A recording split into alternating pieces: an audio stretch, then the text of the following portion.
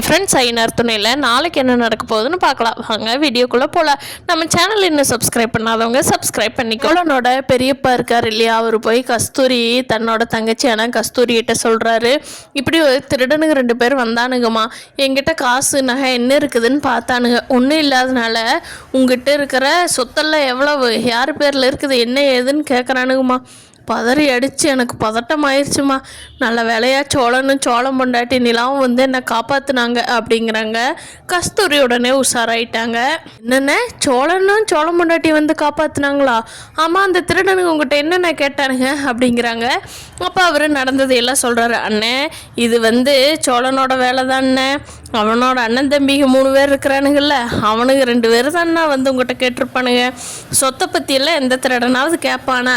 நீயே அதை நம்பிக்கிட்டு வந்திருக்கிற என்ன, அவள் திருட்டு பையனுங்கண்ணே அவனுங்க அப்படின்னு சொல்லி கஸ்தூரி சொல்லவும் நடேசனோட அண்ணன் உஷாராயிட்டாரு. ஆமாம், அவனுக்கு திருடனுங்க இனத்துக்கு வந்து அதெல்லாம் கேட்குறானுங்க, இவனுக்கு காப்பாற்றுற மாதிரி வந்து நம்மளை காப்பாற்றிட்டு உண்மையெல்லாம் கறந்துக்கிட்டானுங்களே, ஐயோ இவனுங்களை என்ன பண்ணுறது, அந்த வீட்டில் தான் பத்திரம் இருக்குன்னு சொல்லி தேடி பார்ப்பானுங்க, அந்த வீட்டுக்கு வர்றதுக்கே நம்ம விடக்கூடாது, நைட்டு பகலெல்லாம் காவல் இருக்கணும் இனிமேல் அப்படின்னு சொல்லி உஷாராகிடுறாரு. சோழனும் வந்தது அவருக்கு தெரியாது.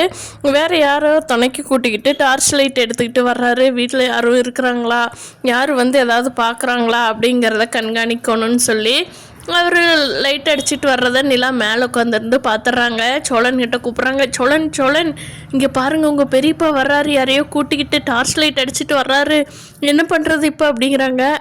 சோழன் சொல்கிறாரு, எங்க நீங்கள் அப்படியே போய் அந்த பக்கமாக ஒளிஞ்சிக்குங்க, எங்கேருந்து டார்ச் லைட் அடித்தாலும் தெரியாது, நானும் எந்த அசைவுமே இல்லாமல் வீட்டுக்குள்ளே கம்முன்னு உட்காந்துக்கிறேன், அவங்க சுற்றி வந்து பார்த்துட்டு கிளம்பிடுவாங்க, நம்ம தான் கேட் எதையும் நீக்கலையே, மேலேருந்து தானே வந்திருக்கோம், அதனால் யாரும் கவனிக்க மாட்டாங்க அப்படின்னு சொல்லி சோழன் ஐடியா கொடுக்குறாரு. நிலாவும் அதே மாதிரியே இருக்கிறாங்க.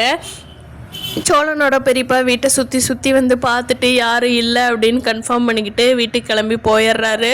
நிலாவும் சோழனும் அப்பாடா ஒரு வழியாக போயிட்டாருன்னு நிம்மதியாக இருக்கிறாங்க. சோழனுக்கு ஒரு பத்திரம் கிடச்சிருது, அது உயில் தானா என்னங்கிறது அவர்னால தெரியல.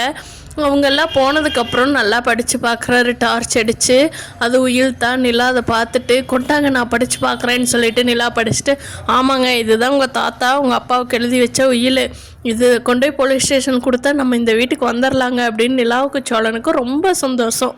அதனால் காலையிலேயே கொண்டு போய் போலீஸ் ஸ்டேஷனில் கொடுத்துட்டு இந்த குடும்பமே எல்லாம் திருப்பி சந்தோஷமாக இந்த வீட்டுக்கு வர போகிறாங்க.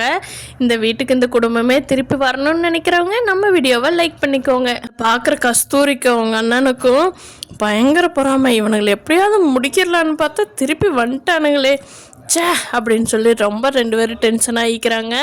கஸ்தூரி சொல்கிறாங்க, அண்ணன் எல்லாம் உன்னால தானே, நீ சொல்லாமல் இருந்திருந்தா அந்த பையனுங்களுக்கு எங்கே இருக்குதுன்னு தெரியாது, இப்படி அநியாயமாக உளறி கொட்டி தொலைச்சிட்டியேன்னு அவங்க புலம்புறத பார்க்கறக்கு யாரெல்லாம் ஆர்வமாக இருக்காங்க. அடுத்தடுத்து என்ன நடக்க போகுதுங்கிறத நம்ம வீடியோஸில் அடுத்தடுத்து பார்க்கலாம்.